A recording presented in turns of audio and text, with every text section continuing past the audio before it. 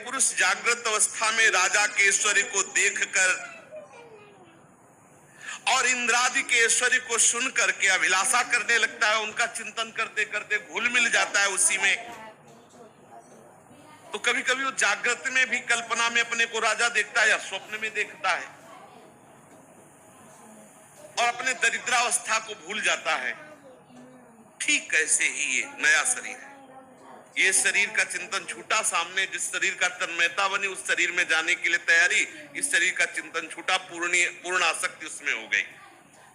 उदाहरण में बता रहे हैं कि जैसे जागृत अवस्था में तुम दरिद्र हो, लेकिन स्वप्नावस्था में तुमने अपने को राजा देखा तो तुमको ये भान नहीं होगा कि मैं दरिद्र हूं। उस समय तुम राजे जैसे अनुभव में आओगे और जब जगोगे तब तुम्हें समझ में आएगा कि वो तो सब स्वप्न था। ऐसे ये जन्म मृत्यु सब स्वप्न है, इसका कोई अस्तित्व तो नहीं है। बिल्कुल पक्का समझ लो, ये जन्म मृत्यु अविद्या है, अज्ञान है, भ्रम है, एक जागरण एक स्वप्न है। जागे तो जीवन और स्वप्न तो मतलब सो गए, सुसुप्ति तो मरण। ये सब नाटक चल रहा माया का। कभी कभी तो जागृत अवस्था में मन ही मन उन बातों का चिंतन करते करते तन्मय हो जाता है और स्थूल शरीर की सुधि नहीं रहती। वैसे ही महाराज जीव कर्मकृत कामना और कामनाकृत कर्म के बसीभूत होकर के वो बस जन्म मरण के चक्कर में पड़ता रहता है। जो पूर्व संस्कार उसके अनुसार कर्म बना, कर्म से कामना, कामना से कर्म, कर्म से कामना, कामना से कर्म, यही चल रहा है। और सत्संग क्या करता है? कर्म और काम, काम कामना वासना इनको मिटा करके और भजन में भरपूर करके प्रभु की प्राप्ति करा देता है। इसलिए सत्संगत संस्कृति कर अंता। ये जीव का मन अनेक विकारों का पुंज है। देहांत के समय वो अनेक जन्मों के संचित और प्रारब्ध कर्मों की वासनाओं के अधीन होकर के, समझना, अंतिम समय कौन सी फोटो आएगी आपकी? जीवन भर जो किया है, ऊपर का सिस्टम जो सरकारी विधान है वो उस समय घसीट करके वो आकृति आपके सामने रखेगा। समझ रहे ना? तभी हम कभी कभी कहते हैं कि ठीक से चलो, वृंदावन वास करो, लाडली लाल के चरणों का आश्रय लो, आंख मुंदते मुंदते आ जाएगी वो छवि। हम नहीं वहां पहुंच पाएंगे, लेकिन हमारी लाडली लाल गलवहिया दिए आ गए, निकस कुंज ठाड़े भय ले गए अपने साथ। बिल्कुल बैठा लो दिमाग में। अगर इसमें तुम संशय रखोगे तो समझ लो कि तुम्हारा कोई ऐसा महान पाप है जो तुम्हें इसमें दृढ़ नहीं होने देता। नहीं, दृढ़ बिल्कुल विश्वास करो। धाम में आ गए हो, रसिकों का संग मिला है, हरिवंश चंद्र जी की शरण मिली हो, गोरे चरणारविंद की ठसक मिली है। अब किसी की सामर्थ्य नहीं है कि हमको दूर कर सके प्रियालाल से। अभी हमें कुछ अनुभव नहीं हो रहा, लेकिन अंतिम फोटो बन जाएगी हमारी। इस पर विश्वास करो। जे रेणु पर मरिबो मंगल आए, हमारा वो मंगल निश्चित है। बहुत बहुत सुंदर विषय चल रहा है। जीव का मन अनेक विकारों का पुंज है। उन विकारों के बसीभूत होकर जो जो आप आचरण किए हो, अंतिम समय वही सब मिलकर के आपके सामने फोटो तैयार कर देंगे।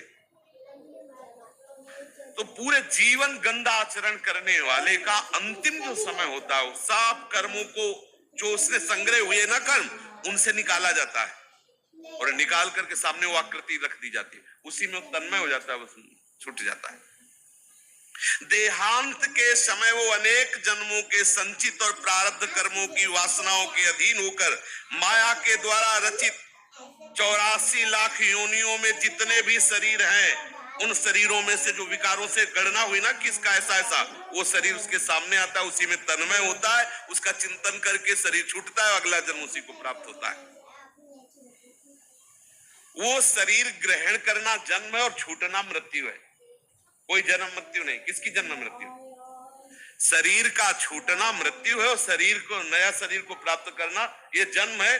जो हमारा स्वरूप है वो कोई जन्म मृत्यु का कोई अस्तित्व नहीं। बस यही जान ले तो जीवन मुक्त हो गया। महाराज, जैसे सूर्य, चंद्रमा और चमकीली वस्तुएं जल से भरे हुए घड़ों में या तेल आदि तरल पदार्थों में प्रतिबिंबित होती हैं, और जब हवा का झोंका चलता है तो जल के हिलने डोलने पर वो भी प्रतिबिंबित नजर आती है। तो क्या सूर्य और चंद्रमा आदि जिनका प्रतिबिंब पड़ रहा है, वो हवा के लगने से जो घड़े में जल तेल आदि में प्रतिबिंब पड़ रहा था वो हिलता नजर? क्या सूर्य हिलता है? क्या नहीं हिलता ना।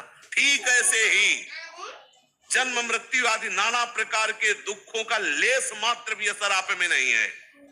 जो आपका स्वरूप है, अंतःकरण धर्म से युक्त होने के कारण वो जो प्रतिबिंब पड़ रहा है ना, कई बार सत्संग में कहा 2 प्रकार का अहम है, एक शुद्ध ब्रह्म अहम, मैं ब्रह्म, और एक ये मैं शरीर, मैं विद्वान, मैं गुणवान, मैं धनवान, ये प्रतिबिंब वाला अहम। इसी के हिलने डुलने से हम अपने को हिलना डुलना, इसी के दुखी सुखी मान अपमान से हम अपने को अपमान और मान मान ले, ये सब अज्ञान की धरा में है। तो अज्ञान के द्वारा रचे हुए शरीरों में राग करके वो अपना आपा मान बैठता है, और मोह वश उसके मान अपमान को, उसकी निंदा स्तुति के, उसके दुख सुख को, उसके जन्म मृत्यु को अपना मान लेता है। इसलिए महाराज, जो अपना कल्याण चाहते हैं उनको एक बात विशेष ध्यान रखनी चाहिए कि किसी से द्रोह न करे, किसी के निंदा हिंसा दुख पहुंचाना द्रोह ये न करे, क्योंकि जीव कर्म के अधीन हो गया है। और जो किसी से भी द्रोह करेगा तो उसको, किसी से भी जो द्रोह करेगा उसका जीवन दुखमय होगा, उसको दुख भोगना पड़ेगा। किसी से द्रोह मत करो, क्योंकि इन सब घड़ों में एक ही सूर्य चमक रहा है, वही श्री कृष्ण। देखो महाराज, आपको इसलिए समझा रहा हूं कि आपकी छोटी बहन है, बच्ची है और निर्बल है, दीन है, आपकी बेटी के समान है, और आप तलवार लिए हुए प्रहार करना चाहते हैं। देखो कैसे विवाह के शुभ चिन्हों से युक्त है। अभी विवाह के मंगल चिन्ह तो शरीर से भी नहीं उतरे, फिर आप जैसा बलवान दीन वत्सल बेचारी देवकी का वध कैसे कर सकता है? वसुदेव जी के वचनों में, क्योंकि सत्य पुरुष है ना, अमृत है, और ऐसी आकर्षण शक्ति है कि वो जैसे था वैसे रुका हुआ है। कंस को बहुत समझाया, परंतु वो क्रूर राक्षसों का अनुयायी वसुदेव जी ताड़ गए कि वो अपना संकल्प नहीं अंदर से बदल रहा है, रुका हुआ तो है। वसुदेव जी ने जब देखा कि ये हठीला है और क्रूर स्वभाव वाला है, मुझे लगता है मानेगा नहीं, अब दूसरा उपाय, किसी तरह समय टालना चाहिए। विवेकी पुरुष को किसी तरह कैसे भी, बुद्धिमान पुरुष की बुद्धिमत्ता यही है कि ऐसे अवसरों पर बच निकले, कैसे भी, पैर छू के, हाथ जोड़ के, कसम खा, जैसे भी राजी। बुद्धिमानी यही है कि ऐसे समय से बच निकले, मृत्यु के टालने का पूरा प्रयास करे। अगर प्रयत्न असफल हो जाता है फिर कोई बात नहीं, फिर हरि का विधान है। इसलिए अब मैं इस मृत्यु रूप कंस को टालूं, कैसे टालूं? कहा देखो देखो सुनो, तुम्हें देवकी से कोई भय है? कंस ने कहा नहीं, इसका 8वां पुत्र मान, वचन देता हूं, जो भी पुत्र होगा वचन देता हूं तुम्हारे सामने लाऊंगा, तुम्हारे समीप अर्पित कर दूंगा। कंस ने वसुदेव जी के वचन पर संशय नहीं किया, इतना क्रूर कर्मी राक्षसी स्वभाव का, लेकिन वसुदेव जी की ऐसी प्रसिद्धि थी कि प्राण जा सकते हैं लेकिन इनके अक्षर नहीं झूठे हो सकते। जो बोला वो तुरंत वसुदेव जी के चरणों में प्रणाम किया, सम्मान किया, इसमें शब्द है।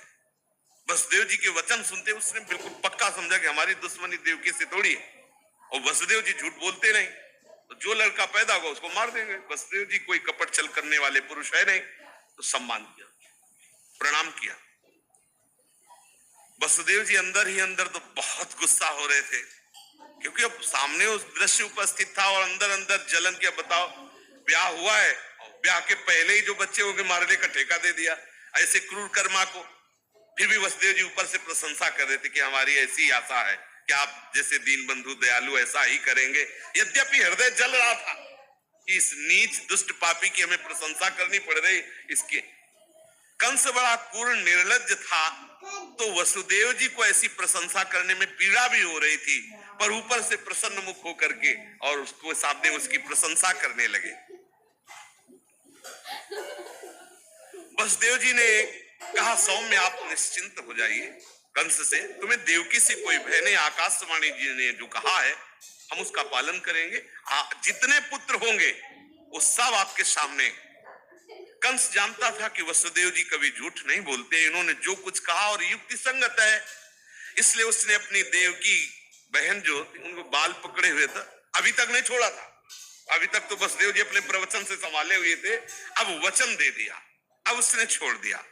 देवकी बड़ी साध्वी थी, उनके श्री अंग में समस्त देवी शक्तियां विराजमान थी।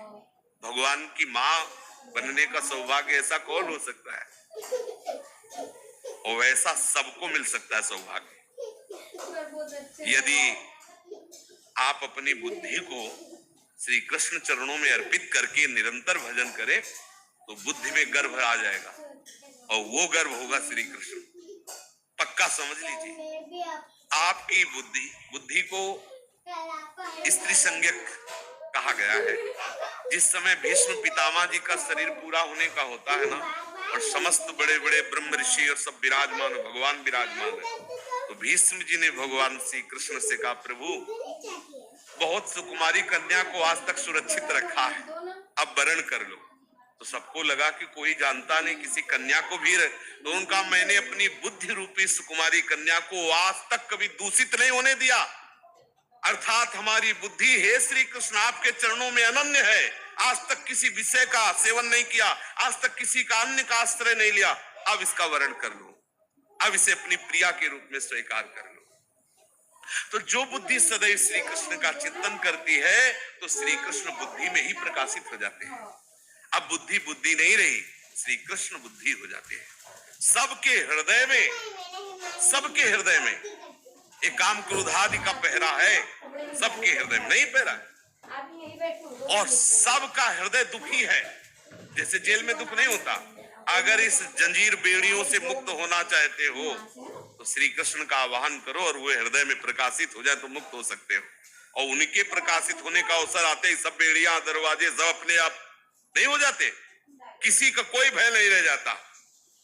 श्री कृष्ण आनंद स्वरूप है, नंद के आनंद भय जय कने। तो श्री कृष्ण आनंद की ऐसी महामहिमामयी बुद्धि में शक्ति जागृत होती कि बुद्धि त्रिगुणात्मिका माया से ऊपर उठकर प्रभु की नित्य लीला में प्रवेश पा जाती है।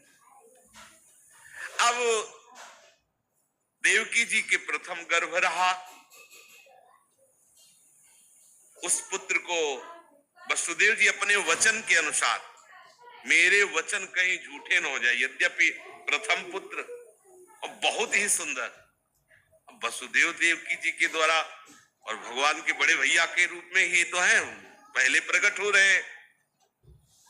सत्यसंध पुरुष बड़े से बड़ा कष्ट सह सकता है पर वो कभी झूठ नहीं बोल सकता।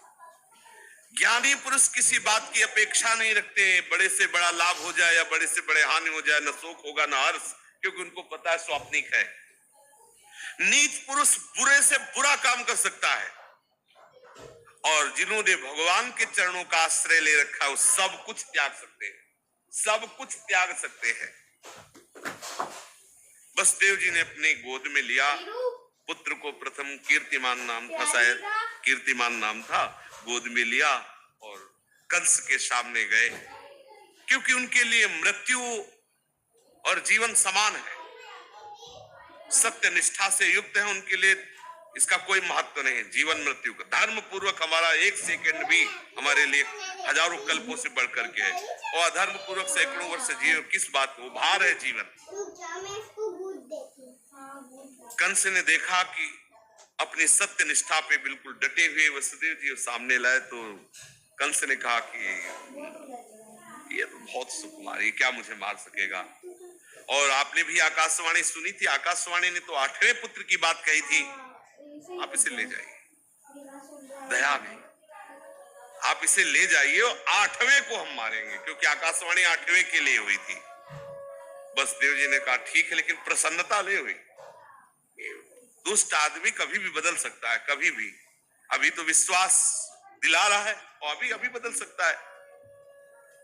कंस बड़ा दुष्ट है और इसकी बुद्धि, इसका मन इसके हाथ में है नहीं, कभी भी बदल सकता है। वसुदेव जी को पता था, इसलिए कोई उत्साह नहीं हुआ बचने का, ले आए। इधर भगवान नारद जी ने सोचा ये ऐसा दयालु हो जाएगा तो भगवान के अवतार में तो बहुत देरी हो जाएगी, इतनी दया करने लगेगा तो बात बिगड़ जाएगी। हमें तो पूरा का पूरा ऐसा इससे रोल चाहिए कि ठाकुर जी विवश होके जल्दी आ जाए। श्री हरि के स्मरण में मगन नारद जी तुरंत पहुंचे कंस के पास। कंस ने, और नारद जी का ऐसा स्वरूप है कि कहीं भी जाए महाराज का सम्मान ही होता है। वो हिरण्यकश्यप के यहाँ भी जाते हैं, वो सबके कहीं भी जाए, इनसे कोई बैर नहीं, और जिसके पास जाते हैं ऐसी चतुराई से बात करते हैं कि उसको लगता है हमारे हितैषी हैं। पूरी सूचना, पूरी हरि की सूचना, ऐसी सूचना जिससे उसको लगे कि हरि के खिलाफ है, और वहां से पूरी बात हरि के पास जाके पहुंचाना, और कैसे वो नष्ट होगा पूरा विधान बना देना।